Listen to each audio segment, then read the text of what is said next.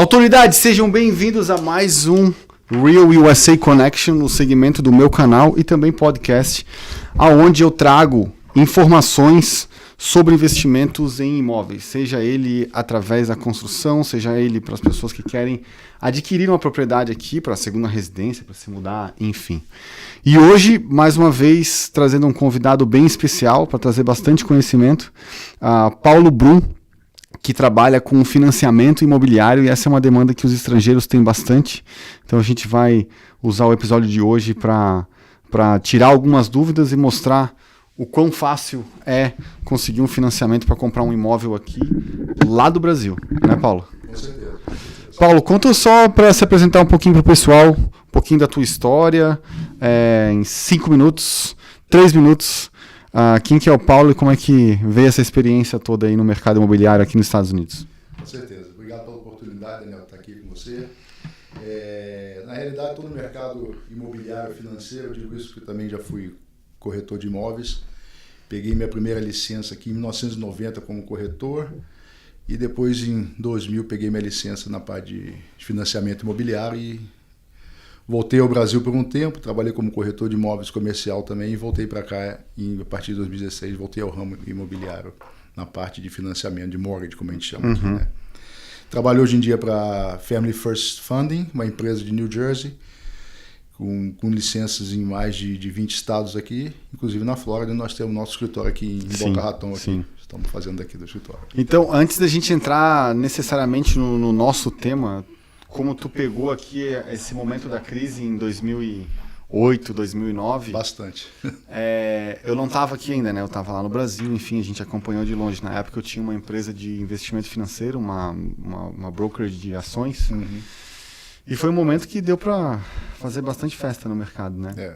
Como que, estando dentro do mercado aqui, como que foi essa experiência de ver o mercado derreter assim? Na realidade foi uma das razões. E que nem tu brincou outro dia, né? Eu tava ali no meio, eu fui um pouco... Fui um pouco culpado do que aconteceu, né? Vamos dizer assim, né? Mas eu digo assim, de uma forma que foi uma das razões que me fez voltar ao Brasil, né? Na época eu tinha uma mortgage company, como eu também tenho hoje, né? E aconteceu o seguinte, uma coisa estranha que você estava no seu computador aqui trabalhando, você recebia um e-mail, fala assim, lender tal, investidor tal acabou de fechar. E o investidor tal acabou de fechar. Então, esses são as pessoas que emprestavam o dinheiro. Exatamente. Né? Entender o seguinte, o povo tem que entender o seguinte, que não funciona o mercado imobiliário aqui, no caso de mortgage, né? Financiamento imobiliário, não é igual ao Brasil. Porque no Brasil, se você quiser pegar um mortgage, você vai no Banco do Brasil, você vai no Banco Itaú, Bradesco, Santander, Caixa. E a Caixa, principalmente Caixa, né, que tem os apoios do governo, e acabou. Aqui não, por trás de nós podemos fazer empréstimo direto com o Bank of America, com o Wells Fargo, como nós temos esses investidores por trás de nós. Sim, porque vocês são corretores de hipoteca. Exatamente. Então vocês pegam o caso do cliente e distribuem ou vê em qual banco que vai se encaixar melhor, qual que ele vai ter a melhor taxa para fazer isso. Exatamente. E daí naquela época esse pessoal mandava e-mail, quebramos. Que é aquele pessoal que está por trás. Porque muitos desses investidores que estão atrás da parte de mortgage, eles não têm agência bancária, são um banco de investimento imobiliário, né? É aberto só com aquela função de comprar esses empréstimos para botar o dinheiro de volta ao mercado, né? Então, quando você começava a receber aqueles e-mails todo dia, o dia que todo dia mais começou a aumentar, e foi um dia que eu peguei até um empréstimo que estava de um banco que tinha acabado de fechar. Veio um representante de um banco no meu escritório de manhã. Eu falei, tá aqui o empréstimo, leva para o seu banco para fechar. Ele falou, sem problema algum, a gente fecha isso daí uma semana. De tarde ele liga para acabei de ser despedido, cara. O meu banco acabou de fechar. Putz. Ali foi o meu parâmetro. Falei assim, bem, acho que aqui o negócio não está muito bom. Isso foi o quê? 2007 ou 2008 já? 2007. Mais ou menos maio. Porque foi em 2007 que começou, né? Em 2007 exatamente. Começaram os primeiros ruídos. Eu lembro que um banco... Começou a abrir em maio, começou...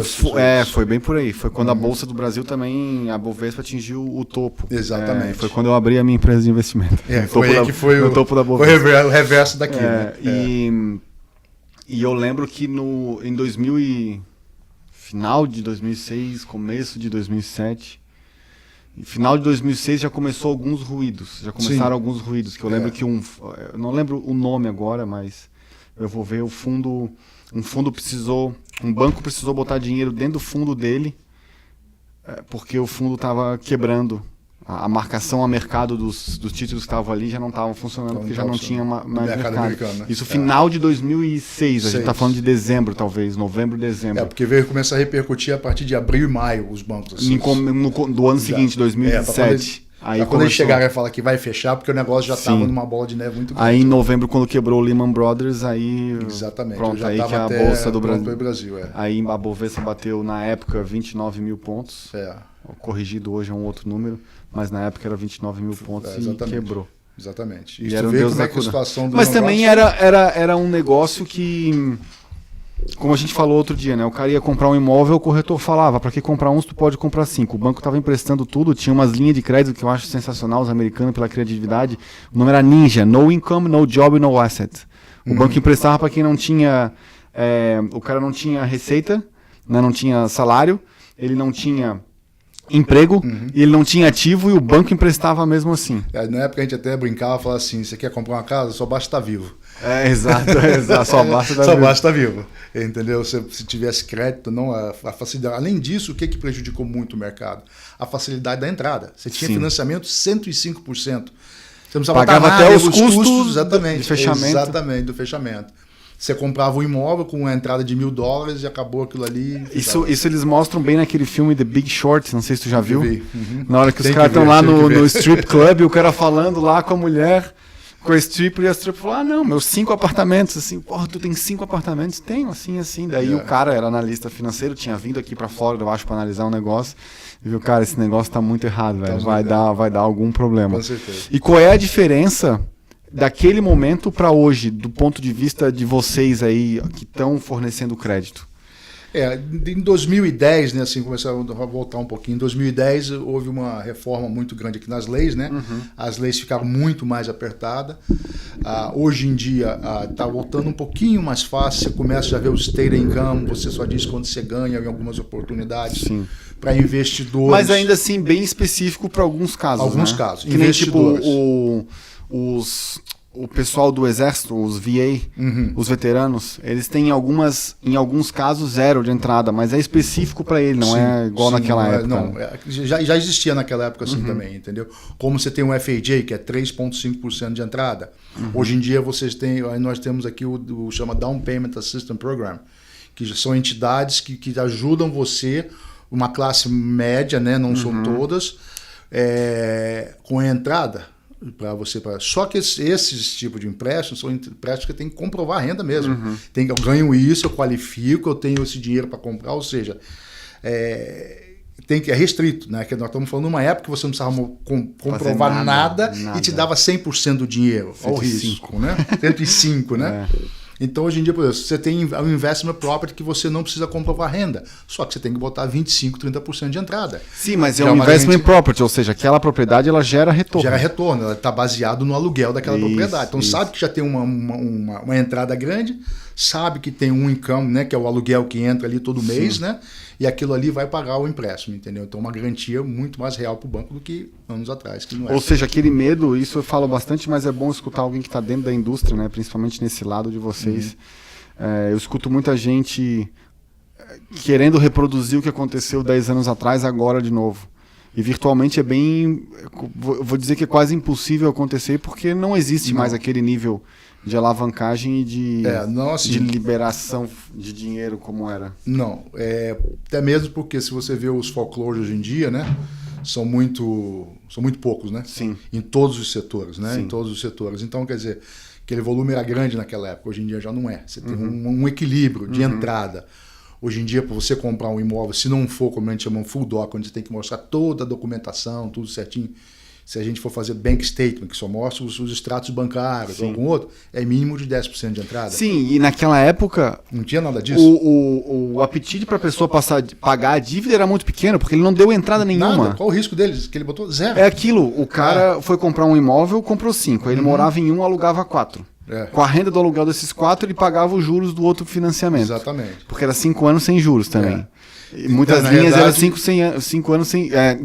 5 anos sem o principal, pagando só os juros. Na realidade, tinha até um outro programa na época, hoje em dia é proibido, que é considerada amortização negativa. Amortização negativa. O banco continuava te emprestando depois Isso, com a o valorização seu do principal imóvel. ia subindo, entendeu? Com a valorização do imóvel. Quer dizer, se daqui a 3 anos você comprava um imóvel por 200, financiado por 200, você tinha ali 220 de dívida. Sim. Vocês, É porque entendeu? funcionava assim, né? O cara comprava o imóvel hoje, 200 mil. Daqui um ano, esse imóvel estava valendo Supostamente, pela apreciação de mercado 250. Aí o banco ia lá e te emprestava, Exatamente. continuava te emprestando Emprestando. em cima do ativo que se valorizava. Só que, por exemplo, como você deu o exemplo aí, aquela pessoa comprou 5 imóveis. Ele tem o que ele mora, mais esses 4 de aluguel. Só que aqueles que pagavam aluguel para ele, começou também a comprar imóvel. Sim, sim. Então o aluguel começou a diminuir. Você não tinha mais o aluguel, você não tinha mais o inquilino lá para te pagar o aluguel. Porque aquele cara comprou 2, 3 imóveis, o outro comprou 2, 3 imóveis.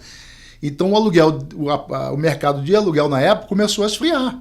E foi aí que começou o problema Porque também. sem dar entrada, todo mundo comprava. Então, quer dizer, o cara que tinha 3 propriedades lá, 4 de aluguel, começou os inquilinos sair, ele não conseguia alugar para ninguém. Sim. E aí chegava um mês ele não tinha como pagar. E foi o outro mês aí não que pagava. e com esse negócio da amortização negativa foi que o cara viu assim, porra, eu Não tô vou pagando... pagar.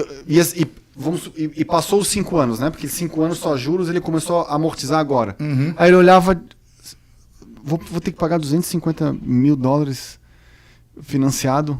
Essa casa não vale 250 mil. Então o cara pensava, fiquei 5 anos recebendo aluguel. Não dei nada de entrada. Ou seja, meu custo aqui é 0, ainda ganhei dinheiro. Uma coisa. Pra que eu vou pagar Exatamente. essa jossa aqui? É. Aí, só que o cara fez isso Com 5 com propriedades, pelo com 4. menos 4, né? Porque uma ele tinha que morar. Exatamente. Então, com pelo menos e às 4, vezes, até que ele morava também, ele parava de pagar. jogava pra porque frente e vou ficar de aluguel. Aí, Porque o banco, com tanta propriedade, não conseguia mandar você Sim. embora, tomar o seu imóvel Aí na hora que isso aconteceu em escala, os bancos falam, cara, não empresta pra mais ninguém. Aí foi quando começou a fechar, porque começou a ter esse retorno, ninguém pagar os bancos, e virou uma bola de neve muito rápida. Então hoje o cara com 10, 20, 35% de entrada, o pensamento dele não é esse mais, né? Assim, cara, Não, eu vou fazer de tudo pra pagar essa dívida, porque senão num apartamento de 300 mil, Exatamente. eu vou perder aí 100 pau que eu dei de entrada. Exatamente. Entendeu? Então o cara não quer... Hoje o pensamento é completamente diferente. Então o cara vai lutar para ele saber que aquele imóvel, aquela mensalidade que ele vai pagar ali, tem condições de pagar e certificar, porque senão ele vai perder 100 mil. Sei que botou lá na E frente. muito dinheiro que botou de entrada, mais os gastos de fechamento, quer dizer, acaba E aqui perde mesmo, né, cara? Perde mesmo, não tem o que No fazer. banco você vai para foreclosure, não tem como. Não tem como. Vão vender pelo preço de prejuízo mercado e acabou. pronto. Não tem muito o que fazer, não. Vamos lá, então. Pessoa que está lá no Brasil, pensando em comprar um imóvel aqui, apesar de hoje estar mais regulamentado, isso não significa que esteja difícil para o cara pegar o financiamento. Basta ele comprovar as rendas lá dentro do programa. Como é que funciona na prática, como é que funciona? Parece até mentira que eu vou lhe falar, mas hoje em dia até aparente, mas é mais fácil talvez um estrangeiro pegar um financiamento aqui, porque a entrada é maior, né, que é solicitada, do que até pessoas que estão aqui, porque aqui tem que comprovar renda ou através de extrato bancário, né? E eu vi uma vez uma palestra do cara do Wells Fargo, ele disse também que o índice de inadimplência do estrangeiro é bem menor do que o do americano. Então, isso é correto. O banco calcula risco. Exatamente. O cara deu mais entrada e tem menos risco de dar calote, Sim. o banco prefere emprestar para um do que para outro. Até mesmo, ele vê a taxa de conversão do real para cá é alta, ele sabe que a pessoa para trazer 100 mil dólares para cá, lá no Brasil vale muito dinheiro. Sim. E ele não tem só esse dinheiro lá, ele tem mais, porque ele não vai dispor de todo o dinheiro para comprar um imóvel aqui, entendeu? Sim. Vai ter as reservas que ele tem todo esse processo. Então, na realidade, o processo até é bem simples, não é não difícil, mas é um processo que tem que ser feito passo a passo. É burocrático e demora um tempinho, né? Sim. Se a pessoa mandar todos os documentos no prazo, leva o quê? O tempo para o banco analisar? Não, a aprovação é rápida. A aprovação é uma semana. Desde que você já tenha todos os documentos ali. Exatamente. Sim. Então, por exemplo, a primeira coisa que eu sempre falo, que é principal fazer, é abrir uma conta aqui. Abrir uma conta aqui nos Estados Unidos, porque o base vai ser sempre aqui.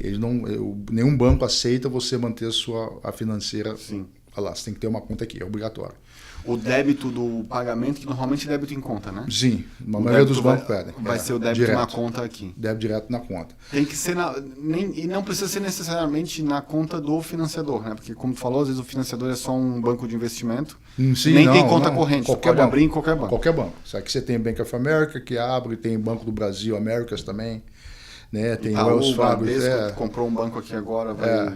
Qualquer banco, um banco normal. Não, tem, não existe vínculo, né, com isso daí, entendeu? Não tem vínculo nela. E no caso, já ter mais ou menos a ideia de quanto você vai precisar, já transferir os recursos para cá, já deixar aqui. Alguns bancos pedem que o recurso já esteja aqui por 60 dias na conta aqui dos Estados Unidos, outros não precisam, então variam de banco para banco. Mas a gente sempre pede, quanto mais cedo tiver aqui é melhor. O recurso da entrada. Da entrada e dos gastos de fechamento, né? Que vai ter, né? Uma coisa que eles pedem, são duas cartas de referência bancária do Brasil. Então, ou seja, só o gerente do banco lá. O gerente lá, normalmente a gente tem os modelos de carta que já vieram de lá, então a gente passa, mais ou menos isso aqui, não é isso aqui. Explicando que a pessoa tem conta idônea. Lá, tanto tempo, pessoa idônea, não precisa nem mostrar quanto que tem em conta, nada disso, só carta bem simples, né? Cópia do passaporte do visto, visto de turista ou de visto de B1, visto que seja, entendeu? Isso são bem importantes, né? Além das cartas de referência, eu vou precisar dos os extratos bancários da conta da pessoa lá no Brasil, 2 meses, mostrando que ele tinha esse dinheiro lá por 2 meses e foi transferido. Vamos supor que ele transferiu esse dinheiro e já tem 60 dias aqui, eu não preciso desse extrato bancário do Brasil mais. Entendi. Então tem que comprovar 60 dias, seja o dinheiro lá ou cá, tem que comprar 60 dias. Comprovar 60 dias. Exatamente. Se ele transferiu o dinheiro aqui, o dinheiro tiver 61 dias aqui, eu não preciso olhar mais o dinheiro, a conta do Brasil dele. Sim. Entendeu? Então isso aí já é um valor favorecido, né? E uma carta do contador, se ele for autônomo, for dono de empresa, empresário, do contador, dizendo o seguinte: olha, fulano de tal, dono dessa empresa por tantos anos, tal, sócio, o faturamento da empresa em 2000 ele vai fazer os 2 últimos anos e o de janeiro até o dia de hoje. E o legal é assim, como os bancos americanos sabem que no Brasil o pessoal deixa todo o imposto de renda na pessoa jurídica e não na física, às vezes na física o cara não tem nada. Exatamente. Daí ele utiliza o da jurídica Exatamente. Eu preciso do rendimento da jurídica dele, entendeu? Mesmo assim, ele vai botar lá, o rendimento foi X, faturamento X de 2017, 2018 e de janeiro de 2019 até hoje, faturamento é X. É isso, é a carta que eu preciso do contador. Papel timbrado e acabou. Entendeu? Mais ou menos isso daí. Entendeu? Aí com essa documentação, a pessoa já está apta a fazer a aplicação. Faz a aplicação, agora, uma semana tem aprovado. Me diz uma coisa, vamos supor que a pessoa ainda não tenha escolhido o imóvel. Se ela te mandar esses dados antes mesmo de escolher o imóvel, tu já consegue ter uma ideia de qual vai ser o limite que vai ser pré-aprovado para ela? Sim. É basicamente o que a gente fala. Assim, olha, qual a disponibilidade que você tem para dar de entrada? O mínimo de entrada necessário para esse tipo de empréstimo é 25% do valor do imóvel, né? Então, um imóvel de 400 mil, 25% de 100 mil dólares seria o valor do imóvel. Além desse valor... Da entrada, né? Da entrada do imóvel. Além desse valor, você vai ter em torno de uns gastos de 4,5% até mais ou menos 6% de gasto de fechamento. De closing costs, que a gente chama aqui. Que é imposto sobre o mortgage. Até no final tem posso dar um apanhado mais de quais são os detalhes, né? Sim. Tem os gastos com o banco, você tem o gasto com a companhia de título, que é o cartório, com o Estado e com a cidade, que é a taxa de transferência que a gente chama de TBI no Brasil, né? Você tem o escrow account, que a gente chama, que são os recursos do IPTU e do seguro que eles cobram proporcional para poder, quando tiver época de pagar, quem paga é o banco, o IPTU aqui não é você, é a pessoa, né? Sim. Né? Então tudo isso aí compõe esses valores. Até porque, só para o pessoal do Brasil saber, o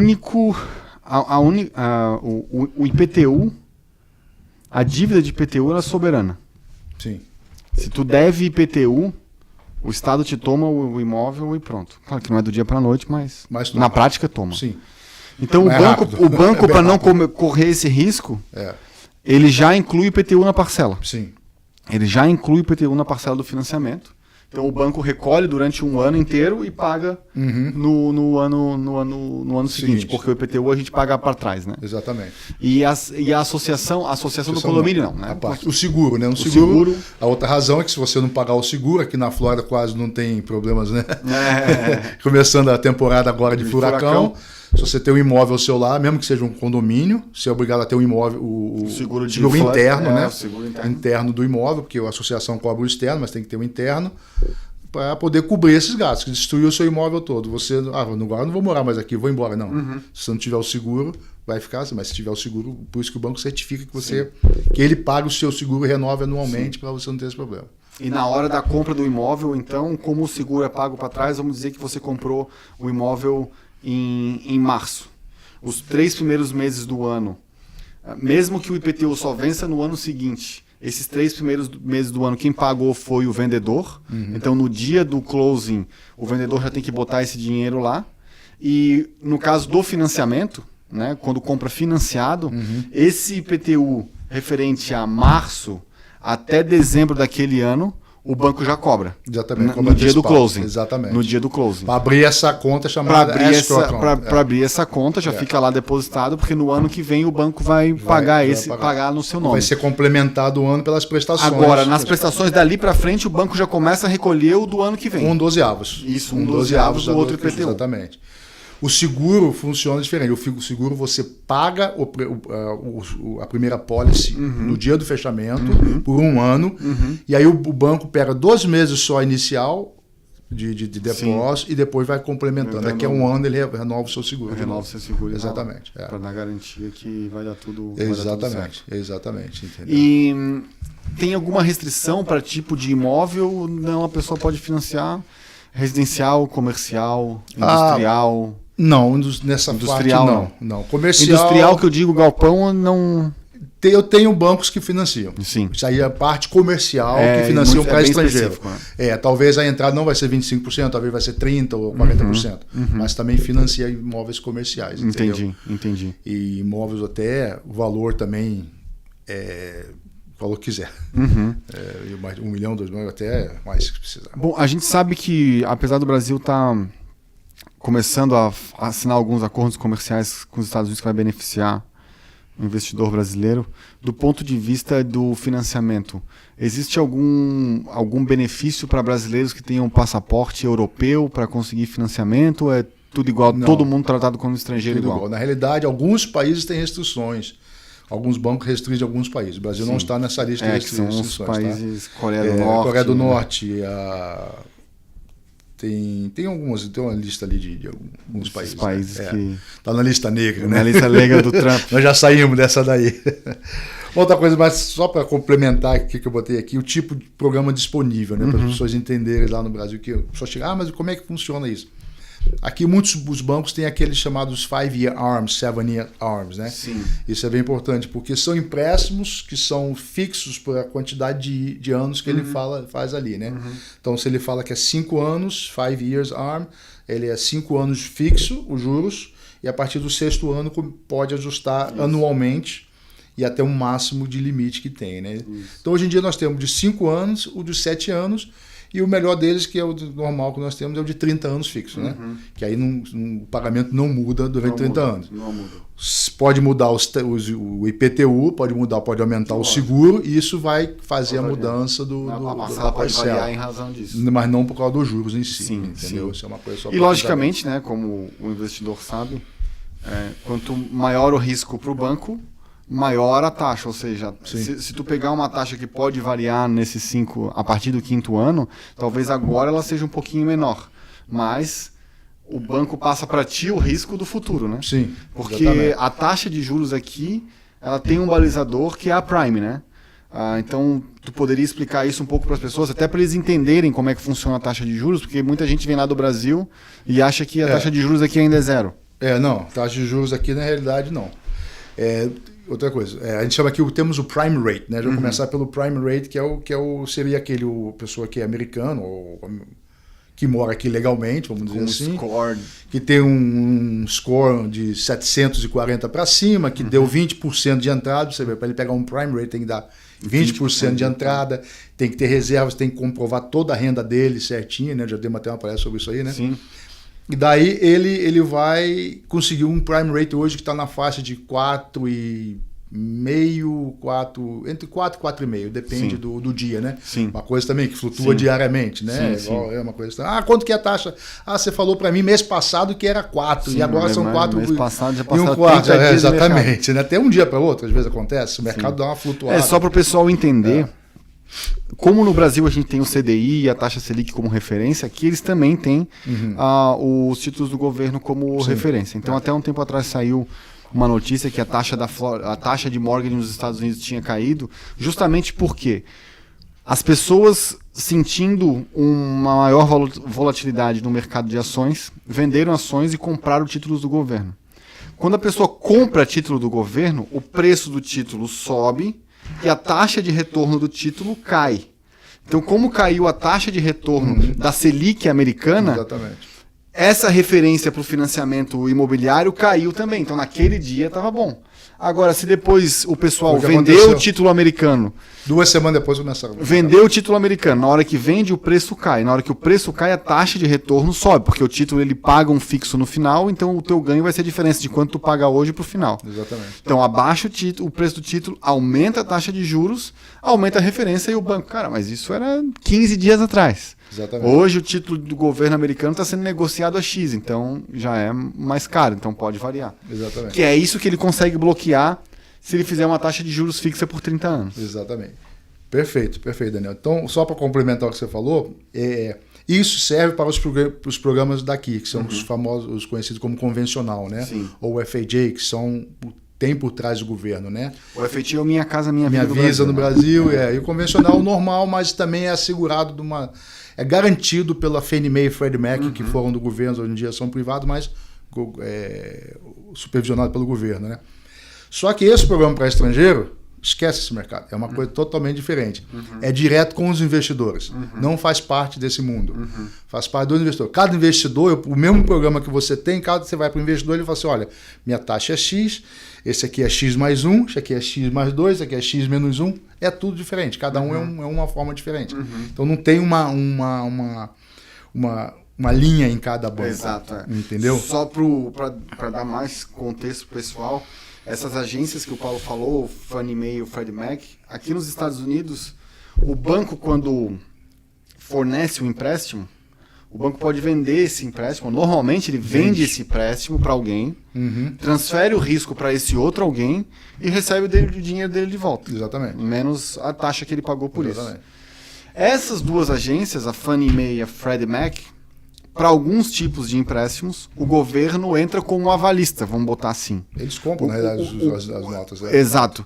Então, por isso para repor o dinheiro do mercado. Que é justamente para repor o dinheiro no mercado, para continuar fazendo a alavancagem, mas são para grupos específicos da população que o governo quer assistir. A pessoa que tem o Minha Casa Minha Vida, o VA, que é o veterano, que aqui eles cuidam muito disso. Tem o SDA, que é a parte agrícola, né? Agrícola, igual são incentivos. E o governo americano não tem interesse nenhum em proteger o estrangeiro, né? O estrangeiro quer vir aqui, faz, beleza, tranquilo. Mas faz através do banco particular. Para ti a gente não garante nada. Então daí o cara vai no banco particular.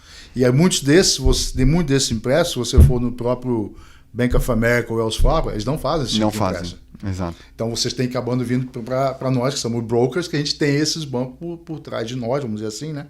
Que somos associados a eles, né? Hoje tens ideia de quantos bancos desses existem nos Estados Unidos? Olha, não tenho, mas só para você ter uma ideia, a minha empresa deve estar associada em torno dos 25. 25 bancos. 25 até mais. Então isso que eu acho legal, porque no Brasil até teve uma época... Que ninguém tem acesso se você não for broker, né? Teve uma época o correspondente da Caixa, né? Então a Caixa, para dar mais empréstimos, em vez da pessoa vir na agência, a Caixa franqueou isso. Mas aquele cara só representava a Caixa. Né? Às vezes ele pegava de um outro banco e tal, mas assim, lá no Brasil é fácil, porque existem 5 bancos, né? Sim. Então aqui existem 5.000 bancos. Exatamente.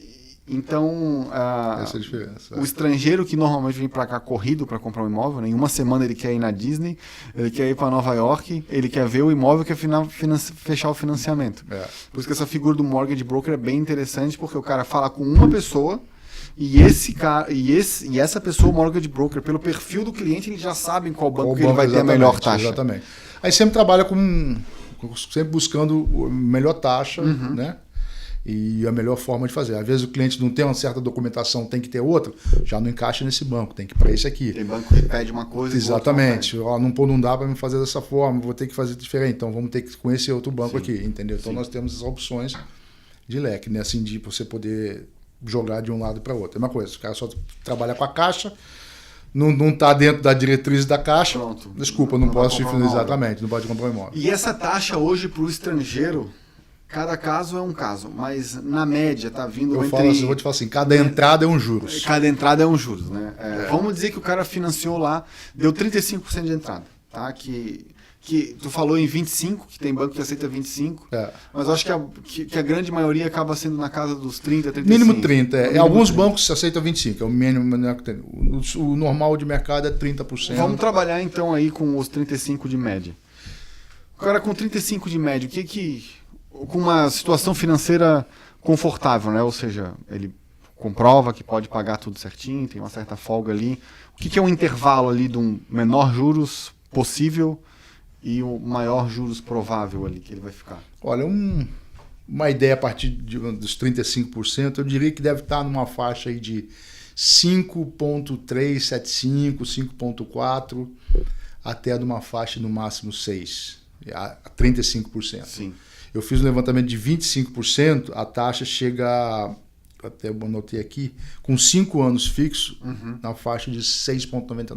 6,99 com 5 anos fixos. 5 anos fixos. E se for a 30 anos fixo, aí aumenta. 7,375 mais ou menos.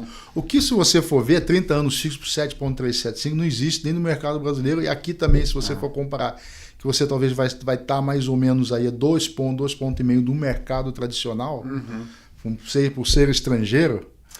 Porque assim, cara... Entendeu? O risco deles é muito grande. Se a gente pensar, os Estados Unidos, desde o final da década de 90, conseguiu controlar bem a inflação e a taxa de juros, né? A taxa de juros aqui já foi de 2 dígitos. Ela não é porque eles fizeram um bom trabalho. Sim. A possibilidade disso acontecer de novo é bem pequena. Se tu acreditar que tu precisa de 30 anos de certeza para comprar um imóvel, é porque tu não acredita na economia. Então, para que o cara vai comprar um imóvel, né? Exatamente. Então, mais vale ele ir para uma intermediária essa aí de 5 a 7 para... 7 anos é o que a pessoa gosta mais. Fazer. De 7 vai para quanto?